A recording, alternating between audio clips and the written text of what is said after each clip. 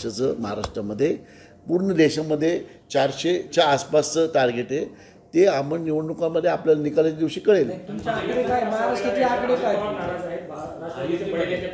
माझं वैयक्तिक जर आकडे आपण विचारलेत तर माझी इच्छा आहे की 48 पैकी 48 सीट निवडून यावेत. परंतु जेव्हा सीट डिक्लेअर होतील, जेव्हा कॅन्डिडेट डिक्लेअर होईल, तेव्हा आपण खरं ते सत्य समोर मांडता येईल. मला आत्ता काय भाजप 35 ते 37 जागा लढणार आणि या दोघांना फक्त तुम्ही सिंगल डिजिटच जागा नाराजी आहे. दादा पण आता उद्या दिल्लीला चाललेत अमित शहांच्या मीटिंग. दादा अमित शहांच्या मिटिंगला चाललेत, परंतु ते नाराजीतून चाललेत असं कोण म्हटलं आपल्याला? अजितदादांनी आपल्याला सांगितलं का मी नाराज आहे आणि मी चाललो दिल्लीला, आता काहीतरी फैसला करून येतो. मग त्यांची मागणी आहे ती, त्यांची मागणी ते त्यांच्या पक्षाने राष्ट्रवादी काँग्रेसने 22 सीट लढली होती पूर्वी, काँग्रेस 26 लढलं होतं. त्यांची इच्छा असेल 22 पैकी 12 तरी मिळाव्यात. मग ते त्यांची इच्छा व्यक्त करायला जात असतील दिल्लीला. दिल्ली आणि दादा बसून एक निर्णय घेतला, तो निर्णय सगळ्या महाराष्ट्राला मान्य असेल.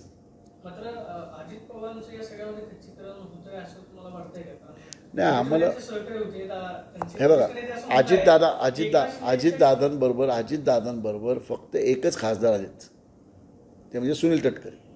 तरी त्यांना पक्ष चांगल्या जागा देतील. म्हणजे मी म्हणत नाही 2, 3, 4, जो निर्णय होईल तो चांगल्याच जागा देतील. आणि अजितदादांचं मेन टार्गेट आहे विधानसभेत त्यांना ते जर युती झाली तर बऱ्यापैकी जागा देतील. आत्ताही खासदारकीला एक खासदार त्यांच्याबरोबर आलेले आहे आमच्याकडं, त्यातनं त्यांना बऱ्यापैकी पक्षश्रेष्ठी जागा देतील.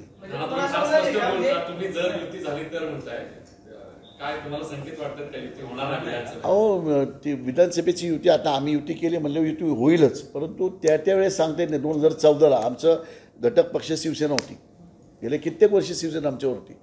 त्यावेळेस 14ला आम्ही वेगळे लढलो. त्यावेळेस पक्ष त्यावेळेस सर्वे करतो आणि त्या सर्वेतनं जे काही येतं, आता त्यावेळेस आम्ही सर्वे केला होता की आमचे 125 सीट येतील आणि 123 आले म्हणून आम्ही वेगळे लढलो.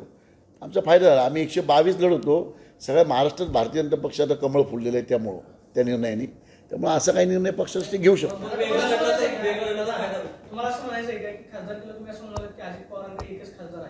एकनाथ शिंदेकडे जवळपास 13 खासदार गेलेले होते, मात्र त्यांना 8 किंवा 10 जागा मिळतील असं सांगितलं जाते. अहो असं हे बघा मी कुठल्याही प्रकारचं आत्तापर्यंत कुणीही आमच्या पक्षातल्या कुठल्याही नेतृत्वानी असं डिक्लेअर केलं नाही की शिंदे गटांना एवढ्या जागा देणार आहे, अजितदादांना एवढ्या जागा. डिक्लेअर झाल्यानंतर हा विषय करू आपण. माझ्या माहितीप्रमाणे अजितदादा असतील किंवा एकनाथ शिंदेसाहेब असतील, हे सगळे समाधानी होतील एवढ्या जागा नक्कीच त्यांना मिळतील.